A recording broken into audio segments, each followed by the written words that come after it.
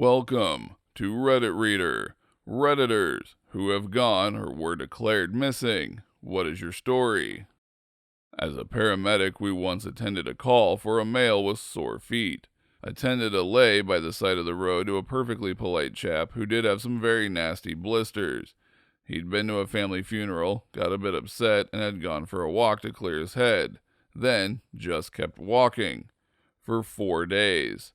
Turns out he was from the same area as where I grew up, about 250 miles away, and we reminisced about the countryside and some of the good pubs, etc. He admitted that maybe he was a bit depressed and probably needed some help. Unfortunately, all we could offer was a trip to the hospital, but we did what we could. Later that shift, I'm perusing Facebook and see an old school friend has shared a missing person appeal. It's our walking patient. I rang the police and told them where our chap was, and they were very pleased, as they expected a dog walker to find him hanging somewhere. I was 8 and on vacation. Decided to go for a walk without telling anyone. Played all afternoon on the beach. Came at night. Ooh boy, was everyone mad. I forgot how old I was. I was probably around 10. My friend and I started raking leaves for cash around our suburban neighborhood. We kept going house to house, asking anyone who had a tree in their yard if they wanted them raked for $5. We eventually went to so many houses, we got ourselves lost within the crisscross streets of the neighborhood since we never really left our block of houses beforehand. Then the sun set and we found ourselves lost trying to recognize street names or anything familiar in the dark with only streetlights lighting the way. Eventually, as we're wandering lost, we hear cop sirens and lights blare and pull over and ask for our names. We got picked up and taken back to our houses. It felt like a long drive to us 10-year-olds, but in reality, it was like 4 blocks.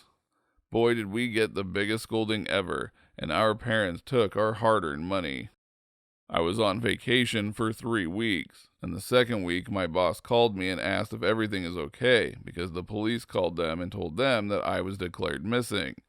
My neighbor called the police because he didn't hear me for over a week and was worried about me. It was kind of a good feeling. I left the abusive household I grew up in, leaving a note, clearly stating my intentions to never return. An hour or two later, I received a call from the police stating that I'd been declared missing. I explained to them my circumstances, and they wished me well. Since I was of age, I was free. It'll be 3 years soon. The story of how I went missing is also one of my first memories. When I was 5, I went on holiday with my family to Scotland. We were in the middle of nowhere, surrounded by nothing but land dominated by trees. There wasn't much to do, so my sister and I played hide and seek. I thought it would be a great idea to hide right next to the front door of the cottage we were staying in, inside of a giant bush.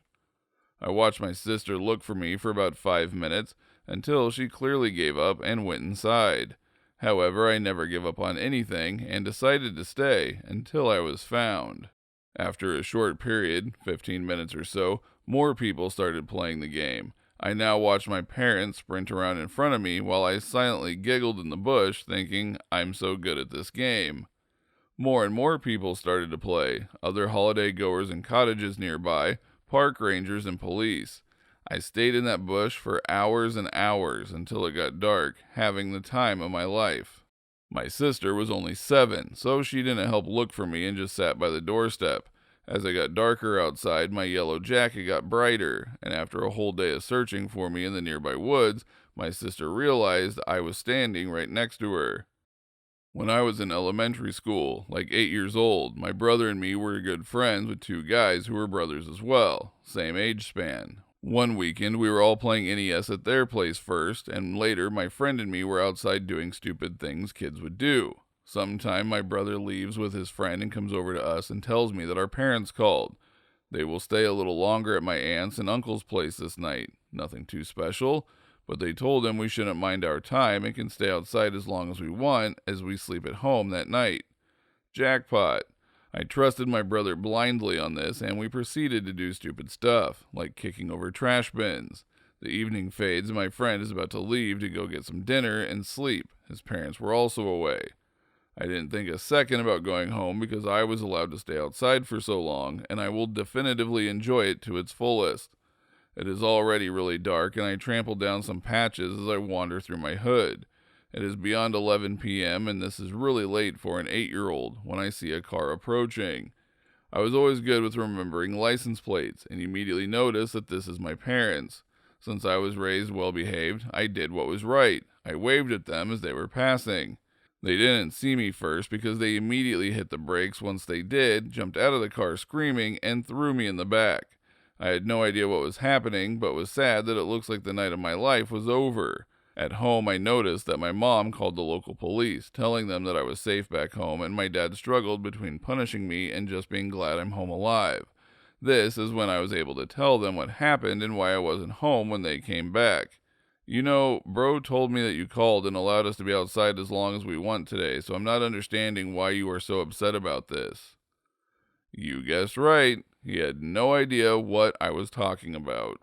Don't forget to like this video if you liked it, dislike if you disliked it, and subscribe so you don't miss our next upload.